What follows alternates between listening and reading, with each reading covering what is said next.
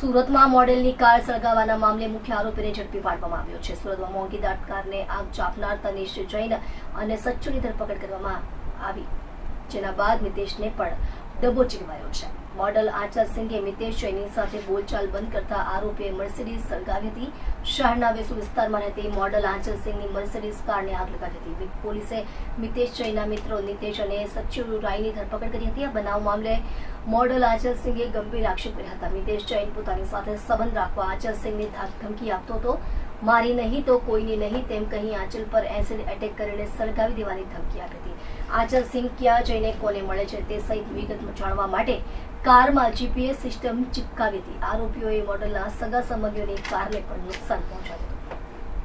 ગત તારીખ 29 મે 2025ના રોજ અલથાણ પોલીસ સ્ટેશનમાં આ કામના ફરિયાદી જે છે એ આરોપી મિતેશ જૈન વિરુદ્ધ પોતાના ફેક એકાઉન્ટ બનાવીને પોતાના જે સાથે રિલેશનના સમયના ફોટોગ્રાફ્સ છે એ ફેક એકાઉન્ટ પર અપલોડ કરીને એમના ફેમિલી મેમ્બરને વાયરલ કરવાના, આ ઉપરાંત એમને અજાણ્યા નંબર પર વોટ્સઅપથી એમની સાથે ગાળી ગલોચ કરવાની એક ફરિયાદ આપેલી, જેના આધારે અલથાણ પોલીસ સ્ટેશને જે આરોપી જે છે મિતેશ જૈન એને વડોદરાથી સયાજીગંજ પોલીસ સ્ટેશને અટક કરેલ હોય તેની પાસેથી કાયદેસર રીતે પકડી લાવીને આજરોજ જે છે ગઈકાલે અટક કરેલ છે અને આજરોજ એને યોગ્ય જામીન રજૂ કરતા જામીન મુક્ત કરેલ છે। અલથાણ પોલીસ સ્ટેશનમાં ફરિયાદીએ બીએનએસની કલમ 78(2), 351(3), 352 અને 356(2) મુજબ ગુનો દાખલ કરાવેલ છે।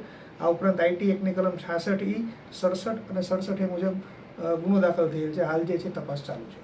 ફરિયાદીનું એવું જણાવેલ છે કે ભાઈ જે તે સમયે એ લોકો જ્યારે એકબીજા સાથે રિલેશનમાં હતા ત્યારના જે એમના કોમન ફોટોગ્રાફ્સ છે એ આજે પણ એમની પાસે છે અને જે પોતાના ફરિયાદીના જે સગા સંબંધીઓ છે એને ફરિયાદીના નામનું ખોટું જે છે ઇન્સ્ટાગ્રામ આઈડી બનાવીને એના દ્વારા એ મોકલે છે, એ રીતની એમની રજૂઆત। ફરિયાદી એવું જણાવેલ છે કે જ્યારે તેઓ એકબીજા સાથે અગાઉ રિલેશનમાં હતા ત્યારે જે એમનો જીમેલ એકાઉન્ટનો પાસવર્ડને જે છે એ આ કામના આરોપી મિતેશને ખબર છે, જેથી કરીને એમના જે અગાઉનું જીમેલ આઈડી જે છે એનો ઉપયોગ કરીને નવા ફેક આઈડી બનાવેલા છે અને એ ફેક આઈડીનો ઉપયોગ કરીને એમણે જે છે આ રીતે એમને પરેશાન કરવાનું ચાલુ રાખેલું। અગાઉ એક વેસુ પોલીસ સ્ટેશનમાં કાર સળગાવવાનો ગુનો નોંધાયેલો છે, એમાં પણ જે સહ આરોપી જે છે એમને એમના નામ બાબતે ઉલ્લેખ કરેલ છે, જેથી અમે હાલ જે છે આરોપીને વેસુ પોલીસ સ્ટેશન ખાતે ટ્રાન્સફર કરી નાખેલ।